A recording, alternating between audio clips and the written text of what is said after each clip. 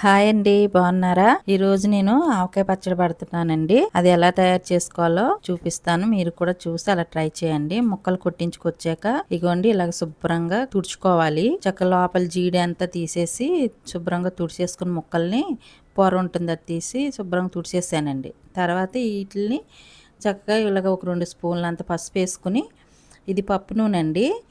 పప్పు నూనె తెచ్చుకుని మనం శుభ్రంగా 1 లీటర్ పప్పు నూనె ఆ ముక్కల్లో పోసేసాను. చూసారు కదా, ఈ పసుపు పప్పు నూనె శుభ్రంగా కలిపేసుకోవాలండి. ముక్కలకంతా ఈ నూనె పట్టేలాగా ముక్కలను చక్కగా కలుపుకోవాలి. ఎందుకంటే ఇలా నూనె ఫస్ట్ పట్టిస్తే మనకి చక్క ముక్క 1 ఇయర్ అయినా గట్టిగా ఉంటుంది. ఫస్ట్ నూనెలో ఇలా పట్టించుకోవాలండి. మన ఇష్టం, పల్లి నూనె కూడా వాడుకోవచ్చు. నేను పప్పు నూనె వాడాను. ఇక ఈ గిన్నెతో 4 గిన్నెలు అయినాయండి ముక్కలు. కరెక్ట్గా 4 గిన్నెలు కొలుసుకున్నాను. 4 గిన్నెలు ముక్కలకి 1 గిన్నె కారం వేసుకోవాలి. 3/4 గిన్నె అంతా ఆవుపిండి, అంటే కొంచెం ఎలుతుగా ఆవుపిండి వేయండి. ఆవుపిండి ఎంత వేసామో అంతే సాల్ట్ వేసుకోండి. కల్లుప్పు చక్కగా ఇలాగా ఎండబెట్టుకుని పొడి కొట్టుకున్నాం, అది కల్లుప్పు. 3/4 గిన్నె కల్లుప్పు వేసాక ఒక 2 గుప్పులన్నీ మెంతులు వేసుకోండి. మెంతులు ఏం వేయించవసరంలా, పచ్చియే మెంతులు ఒక 2 గుప్పులు వేసుకోండి. తర్వాత ఇది మెంతి పొడి అండి. ఒక 100 గ్రాములంతా మెంతి పొడి వేసుకోవాలి. ఇది ఒక 100 గ్రాములంతా వెల్లుల్లి చక్కగా ఇలాగా ముద్ద చేసుకుని కచ్చాపిచ్చాగా మిక్సీలో ముద్ద పట్టుకుని వెల్లుల్లి కూడా వేసుకోండి. బాగుంటుంది, ఇలాగా పచ్చి వెల్లుల్లి వేసుకుంటే బాగుంటుందండి. దాంతోపాటు ఒక 1 కిలో వెల్లుల్లిపాయలు చక్కగా ఒలిసేసుకుని వెల్లుల్లిపాయలు కూడా వేసేసుకుని ఇవంతా మిక్స్ అయ్యేలాగా అన్నీ చక్కగా ఈ ఉప్పు, ఆవపిండి, కారం, వెల్లుల్లి ముద్ద ఇవన్నీ చక్కగా కలిసేలాగా శుభ్రంగా కలిపేసుకోండి. ఇలాగా అన్నీ బాగా కలవాలి. అప్పుడు మనకి ముక్కలకి బాగా పడుతుందండి ఈ కారాలు.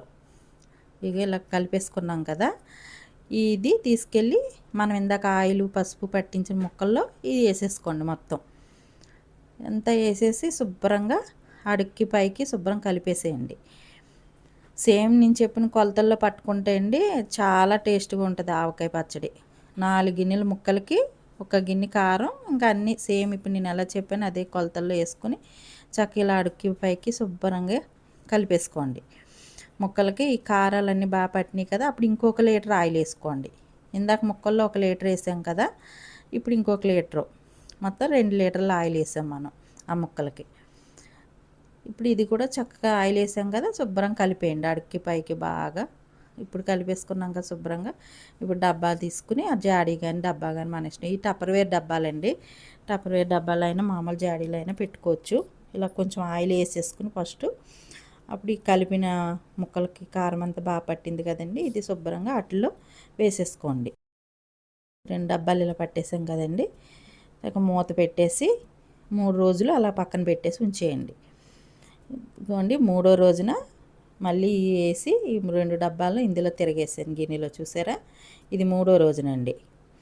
ఈ 3వ రోజున శుభ్రంగా ఈ మొత్తం వేసేసి కలిపేసాను. చూడండి, అడుక్కి పైకి బాగా కలిపేసుకోవాలి. మళ్ళీ ఒకసారి అదిగో చక్కగా నూనె చూసారు ఎలా తేలింది. ఇంక మనకు నూనె అది ఏం పట్టదు, అన్నీ సేమ్ ఇదే కొలతల్లో పెట్టుకుంటే అసలు ఇంకేది వేయవసరంలే. ఈ 3వ రోజున ఇది మొత్తం తీసేసి ఇగోండి చక్కగా వేడి వేడి అన్నం వేసి లాస్ట్ని కలిపానండి. చాలా బాగా కుదిరింది. సేమ్ ఇదే కొలతల్లో పట్టుకోండి, సూపర్ ఉంటుంది.